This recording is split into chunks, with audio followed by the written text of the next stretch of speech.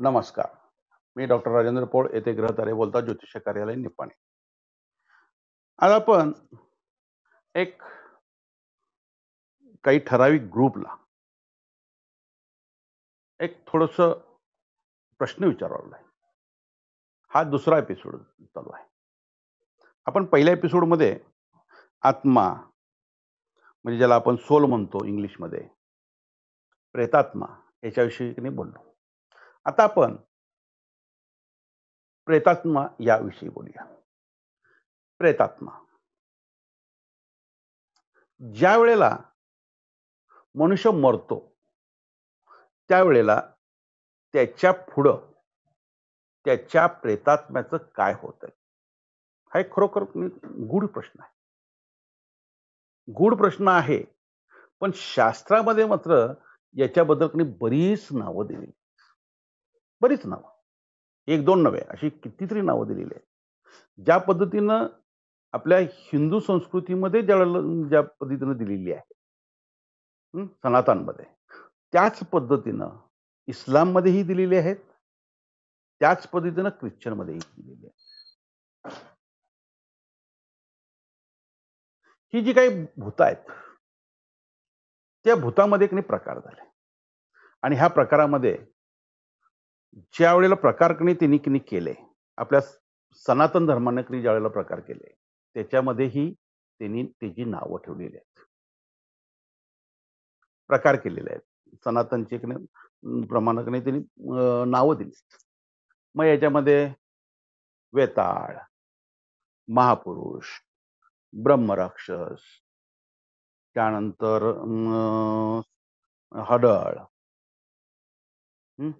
आसरा, ही अशी अनेक नावं आहेत. इस्लाममध्ये त्यांची नावं त्या पद्धतीनंच आहेत.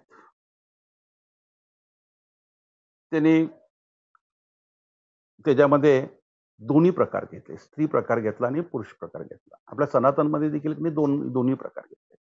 पण हाच प्रकार ज्यावेळेला ख्रिश्चनमध्ये आपण त्याचा विचार करतोय, त्यावेळेला मात्र हे दोन्ही प्रकार घेतलेले नाही.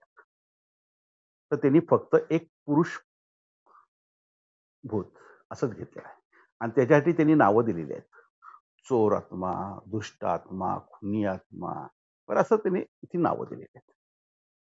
मग त्याच्यामध्ये त्यांनी देखील ह्या प्रेतांची ज्या वेळेला काही निगेटिव्ह रिपोर्ट येतात, त्या स्थानामध्ये निगेटिव्ह रिपोर्ट येतात, हे देखील त्यांनी सांगितलेलं आहे.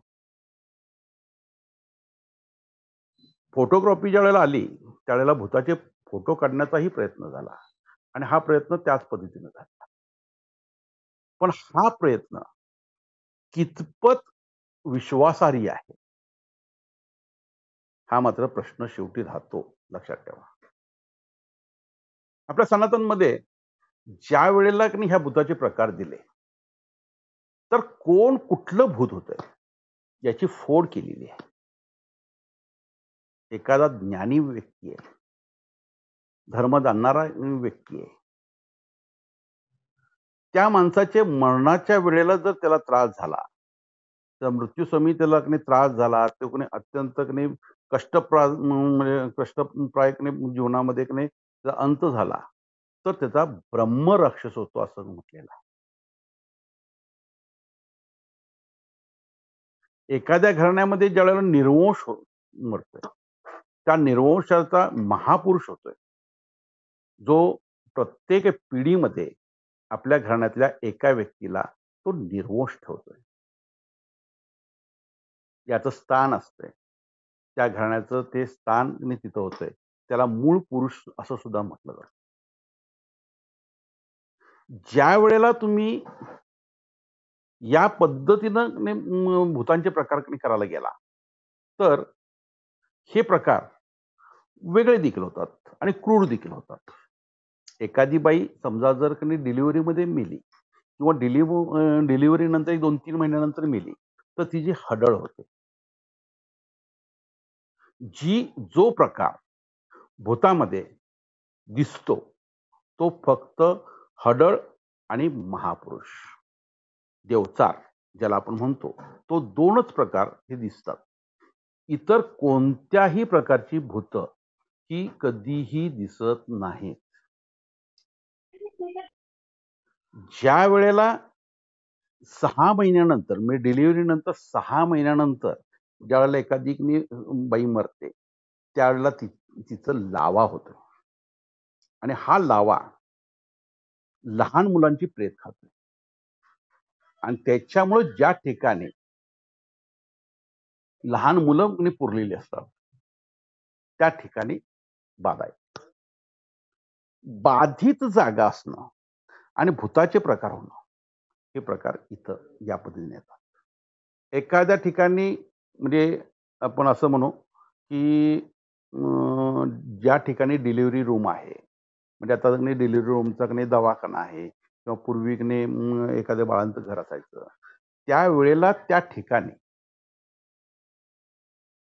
मृत्यू व्हायचा म्हणजे डिलिव्हरीमध्ये, त्यावेळेला त्या ठिकाणी हडळ व्हायची,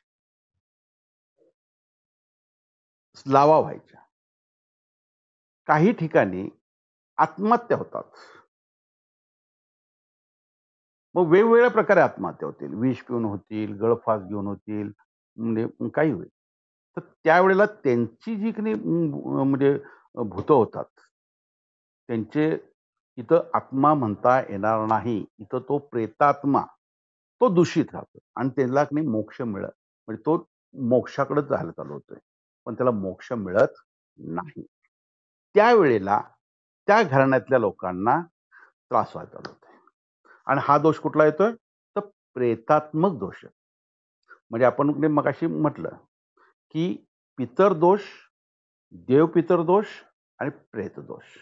तर यावेळेला ज्यावेळेला म्हणजे अपघाती मृत्यू होतोय, डिलिव्हरीमध्ये मृत्यू होतोय, म्हातारपणामध्ये अत्यंत हाल होऊन मृत्यू होतोय, त्यावेळेला त्या ठिकाणी तो जो आत्मा असतोय तो आत्मा मुक्त होत नाही आणि तो प्रेतात्मक दोषामध्ये होतो. जर का या ठिकाणी आपण बघितलं तर या सगळ्या प्रेतात्म्यांची वास्तव्य कुठे असणार आहे? तर हे वास्तव्य स्मशानमध्ये असणार आहे.